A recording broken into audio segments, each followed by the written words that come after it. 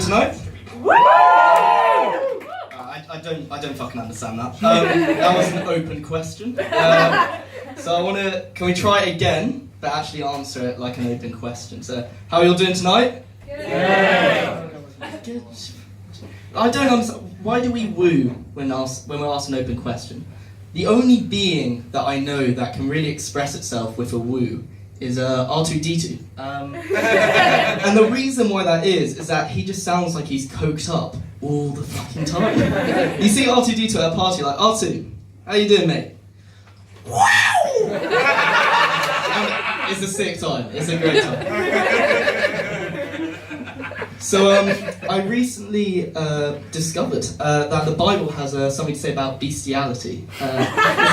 It's got a section which outlaws bestiality. It's like, man shouldn't lay with a beast, yada yada yada. And I was wondering, like, why is there a need to say that? Like, that should just be common sense. So I did some digging, and the reason actually isn't stated in the Bible. What actually happened was this. So day 1, God makes night and day. Yada yada yada. Day 6, he makes Adam and Eve. Naively, he places them in the Garden of Eden with the animals. Mistake number 1. Day 7, God discovers Adam by an olive tree, getting pretty hands-on with a goat. And he's like, he pulls Adam aside, he's like, Adam, don't fuck the goats. I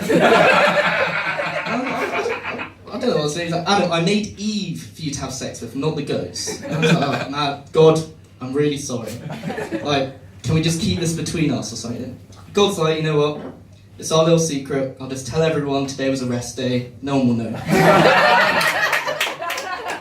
And that is not the first time the church has been involved in a cover-up. Or the last. So I have some reading and writing difficulties. That doesn't stop me from being politically woke. And I recently banded together with some quite like-minded individuals. And we've begun to misread up about things like immigration, EU law, you know, real problems in our society. And we've been campaigning around, but no one really takes us seriously. I actually brought my campaign poster along. Could you just come help me unfurl it? But, like, I just don't understand why no one's taking us seriously.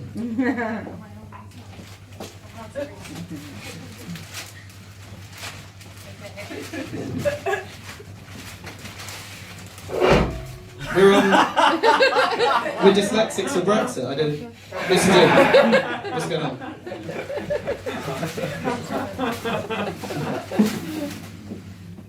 Alright. Mystics. No one really believes them anymore, but the people that do have a lot of trust in people that can communicate with the dead.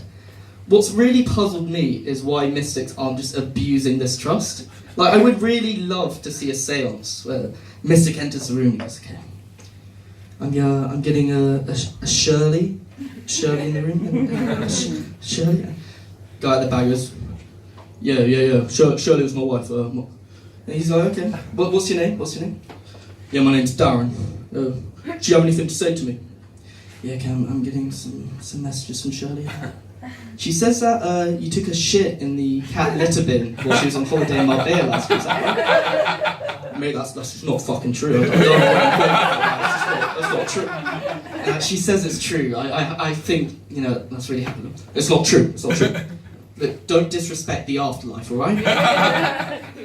And like, look, that's not true. Like, I can tell you that's not true, because you don't shit where you eat. So I definitely didn't do that shit. So that's a bit of a dead joke, guys. Alright, so I'm Jewish, and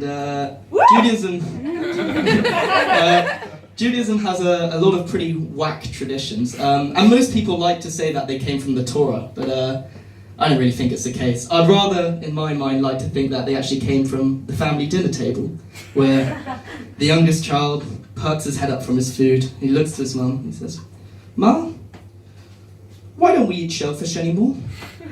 And the mum looks at the son, she goes, Son, your father's allergic to shellfish. If he can't have it, you can't have it.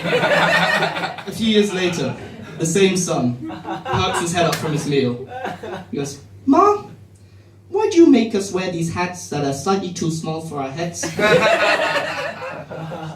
Son, your father is balding. If we all wear the hats, no one knows who's balding. In God's eyes, all men are equal. So, my dad recently retired, and his final job was quite a fun one. He was in charge of directing the passenger buses at Heathrow from the gate to the terminal. And just after he retired, we looked at a newspaper, and there was absolute carnage on the runway at Heathrow. There's just this pile of passenger buses ablaze in an inferno, and all the flights were grounded. And soon after, he gets a call from his old boss, and he picks up the phone, and the old boss is like, "We want you back." And my dad is quite a large but husky American man. So, "I'm too old for this shit. But I'll come in and sort out the mess that you just made." So my dad rocks up to the control tower. Smoke-filled room, all the talking heads. No one knows what's going on. Door bursts open. He goes in. "I've been in this game a long time. I know everything there is to know about directing passenger buses around Heathrow Terminal." And the talking heads look at him and they're like, "Right, what do you want to do?" And he goes, "Form a queue." So he gets everyone in the control tower to form a line facing him. And one by one he wheels up, knocks them all out. One punch, hits the floor. One punch, hits the floor. Finally gets to the back of the line. The person at the back of the line is the junior trainee that replaced him. He's quivering. And he looks at my father and he says, "Why have you done this? What are you doing?" And my dad looks at him and he says, "It's just fight or flight instinct, and all the planes are grounded. And that's what you call a punchline." I've been Jordan Poulos. Final thing, if you growing music to my ears. I love that. And if you haven't enjoyed it, so if you've neither groaned or laughed, I have one final message for you all. Fuck you guys.